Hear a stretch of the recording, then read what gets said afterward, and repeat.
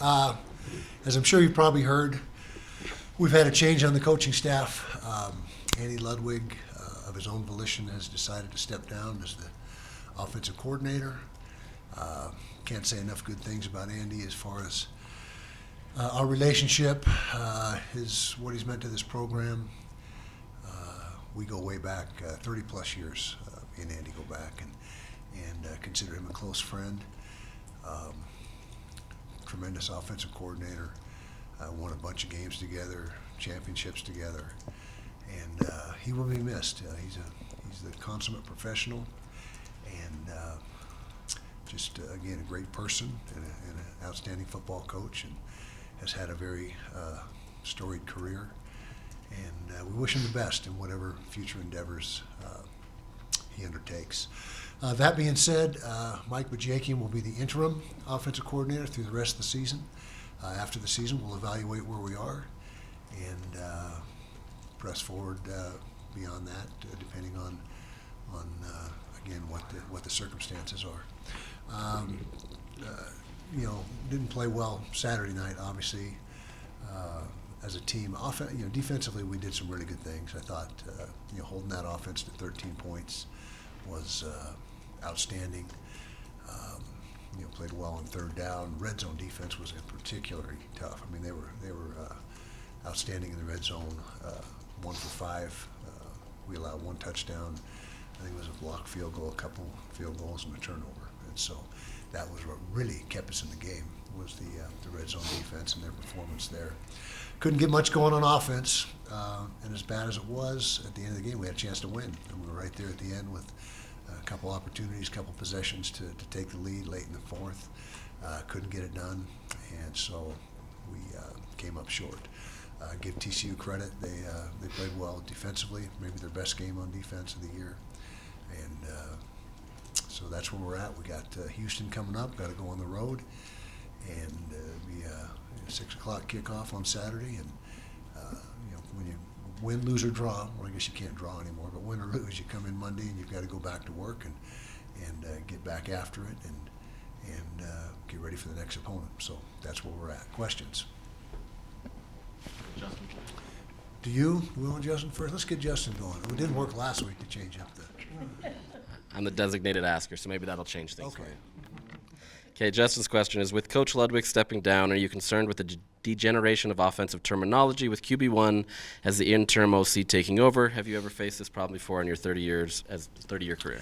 I don't think we've, to my recollection, replaced a coordinator during season. I think one year we changed play callers. But Mike is very well versed in our offensive scheme. Obviously, he's been with us for several months.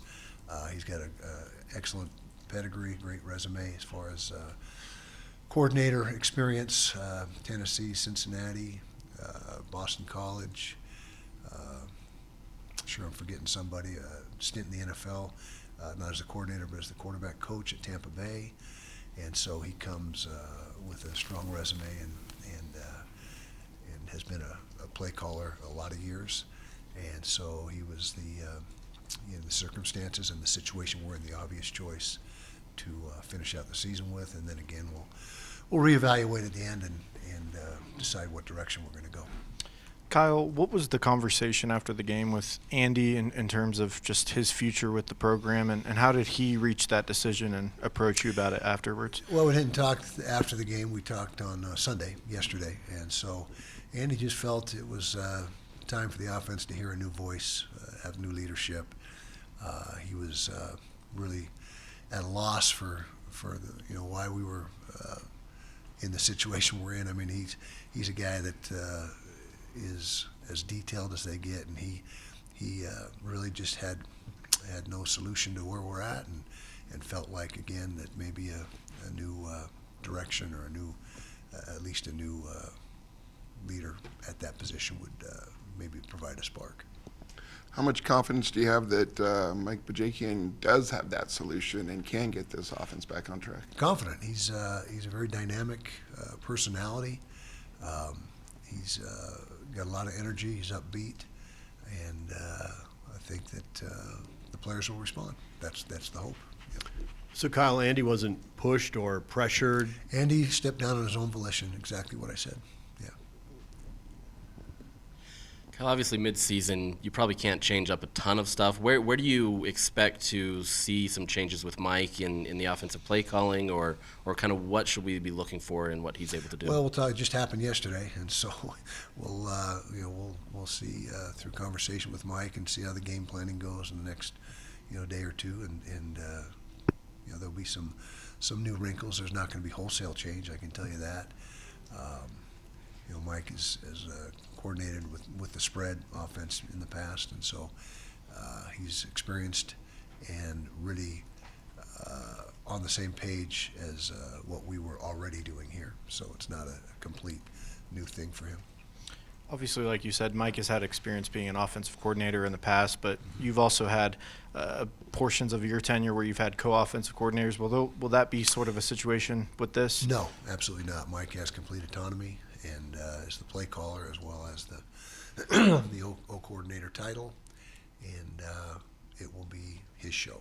Yeah, to kind of follow up on that, Brandon Rose was warming up on the sideline at points during Saturday night's game. Was there any consideration to bench Isaac at any point during that game? Well, you're always looking for a spark when you're in the situation that we were in. And then Isaac hit that big pass to Money Parks, and we got the touchdown there. So there was no real, if this, then that. If this doesn't happen or if that does happen, then we're going to make a move. It was just get him ready because we hadn't been able to generate much offense at all at that point. Mike is often the first person that Isaac talks to when he comes off the field. How will that relationship help him as offensive coordinator? Well, Mike has been the quarterback coach all season long. When they changed the rule, it allows for your analysts and whoever else really within a certain extent to become coaching and on the field as well as in the meeting room. So Andy was more of a NFL model, which a lot of teams are going to that, where the coordinators don't have a position of their own. They just oversee everything, and that was the way we were structured this year. So no change at all for the quarterbacks and who they've been hearing, and the meeting structure and that type of thing. After the game, I don't know if you heard, but Isaac apologized to the defense. What does that say about his ownership and leadership as a true freshman? It says a lot, and I wasn't aware of that until you just said that. So that's a stand-up thing to do, and Isaac is a tough kid. He's confident. He's a guy that has leadership qualities that you look for in a quarterback, and so it doesn't surprise me that he said that, but I see that as a positive. When you look at the passing game and the rhythm of the passing game, is the ball coming out on time? Are the reads there? Is it a little disconnected? How would you describe it? It's not always coming out on time. You'd like to get it out of your hand, sooner rather than later, and I think everyone in the country, strives for that same thing. We didn't play as well up front as we had in previous games, and protection broke down too many times. I think it was 4 sacks officially, and maybe a couple more where he just barely gained a little bit of yardage, which doesn't go down as a sack, and some hurries as well that he had to get rid of the ball. But you're always trying to get the throw game in sync and timed up, and the timing and the route structures, and we were still not good enough completion percentage-wise. I think we were 52 or 3% in that game, which is about where we've been for the season with Isaac, and so that's a work in progress and something that we need to continue to focus on. In the search for a second running back, Jalen Glover's role has diminished versus the last 2 seasons. What's happened there, and might that change? Mike Mitchell has just outperformed him in practice as of late, and without a doubt, Mekhi Bernard is RB1 and will not leave the game unless he needs to take a break, which we've talked about his workload, and I think we were probably didn't lean on Mekhi as much as we should have in that last game, but Jalen Glover's he's with the travel squad. He's working hard, and we'll see if he gets opportunities. It'll be based on performance in practice, whether that happens or not. Coach, what have you identified as the root causes to the struggles, and do you feel Bajakian can address some of those? Well, it's a myriad of things. It's not one thing. Sometimes it's protection sometimes in the run game, someone going the wrong way in the run block schemes, route structure, sometimes not as clean as it needs to be. And so I'm not going to sit here and say it's, pinned to this one exact thing, because there's, just improvement that needs to take place across the board with that. Kyle, kind of jumping off that a little bit, on Saturday you said the next 48 hours there's going to be a lot of introspection, kind of looking at the program. Outside of Andy leaving, are there any other changes maybe in how you're doing things or personnel or different things that you're hoping to get out for the next week? Well, we're playing really good on defense, and so it's not like we have a team-wide problem going on right now. We just need to get some things generated offensively, and the first 4 games of the season we weren't real prolific, but we were pretty good generating offense and doing what we needed to do. But ever since Cam slid into that Gatorade cart, whatever, it's been a struggle, and so that's us as coaches got to figure out how to break out of it. We still got 5 games left, obviously, and so there's a lot of football in front of us. But right now we're still searching for those answers offensively. After the game, you mentioned that the team needs to stick together. In terms of the 3-game losing streak, has there been any fracturing, I guess, of the locker room in terms of mentality, focus? And if there is, I mean, how are you as a coach trying to correct that if it is happening? Absolutely none of that to my, from what I've observed. We talked to the team, and it's been a conversation in other years as well, and can't detect any sort of division, divisiveness, none of that going on. We've got a lot of high character players in that locker room, and I would be very surprised if that crept in, and you address it, because obviously it's a natural thing to possibly happen in the circumstances that we're in, but so far all positive, and the mentality is, hey, if we score 7 points, then we better allow 6 or less. That's how it is, and that's the mentality you have to have, because once you start thinking that one side of the ball's got all the answers, then that's when you really have problems. When you have an entrenched starter at quarterback like Camrose going into the season, how hard is it to get a grad transfer to come? Hard, really hard. And so it's because the grad transfers are transferring for a reason, because they don't see daylight at where they're at, and they want to get into a spot where they can play right away, and that's the primary reason people transfer, is to get to a place that they're going to get to play sooner. And so when you do have as you said, an entrenched starter and a guy that's one of the elite quarterbacks in the country, you're not going to get now. And it's a little bit relative. If you're a younger kid, but typically a younger guy's not proven yet. So I don't know what how we define that, but you're not going to get a guy like Cam Ward or whatever to come to a place that has an established starter that's one of the elite quarterbacks. Coach, how did the players receive the news last night? Well, we did it via text. That's their day off on Sunday, and so we made sure that we sent out a team-wide text so they knew prior to anyone else knowing and could digest it. And so I'm sure there's some players who maybe didn't look at their phones and heard it, through other channels. But we have a team meeting set for today, as we do every Monday, and we'll talk about it during that team meeting.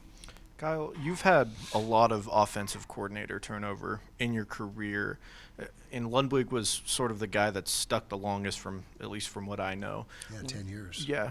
What do you feel like, I guess, in that position in terms of just the stability? I mean, when you look back on your career, what has went wrong in that specific position, and why has there been so many changes? We had a run there where we just weren't productive enough offensively and trying to get it right. In a 20-year career, when you got a guy that was your coordinator for 10 years, I mean, we did have some instability there for portions, but I don't think it's that uncommon. I mean, you see coordinators changing all the time, and it was just a matter of, my obligation as the head coach is to get things right, and if it's not what I think it should be, then my obligation is to make a change. And so those changes weren't always easy, but Andy was certainly a great fit for a lot of years, but again, just felt that he just felt that it was time for a new voice to be heard. So you got you got Karene back on the defense on Yeah. Saturday. How did having his presence back on the field impact this defense? That was big, and unfortunately, we didn't have Junior, our other captain. I don't know if we've had all our captains on the field at any time this season, but having Karene back, he's a team leader. He is right in the middle of that defense there as the middle linebacker. Tremendous player. Even though he's not still quite 100%, he was good enough that he wanted to go and performed very well, graded out very well, and it was a big plus having him out there, yeah, to answer your question. Okay, thank you, appreciate it.